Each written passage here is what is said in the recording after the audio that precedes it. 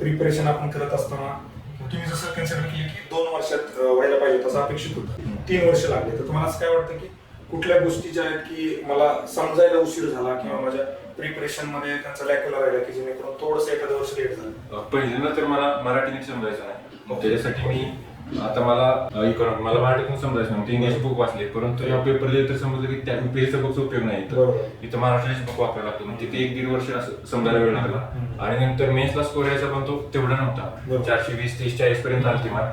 मग elimination technique असेल, judgement approach, मग मला 2022 साली 423 मार्क होते. मग म्हटलं मी तिथेच अडकतोय, त्याच्या पुढे स्टक झालो होतो, त्याच्या पुढे स्कोर जात नव्हता. मग तो म्हटलं अभ्यास तर आपला आहे, परंतु स्कोर पुढे जात नाही. मग इलिमिनेशन टेक्निक आणि अप्रोच मी तुमची बॅच लावली होती, प्रिलिम आणि मेन्सची, तुमची बॅच केली, आणि नंतर मी माझे स्वतःची लॉजिक ते दोन्ही ऍड करून मग यावर्षी अभ्यास तर होता, प्लस ते याचं कॉम्बिनेशन बसलं आणि स्कोर आला.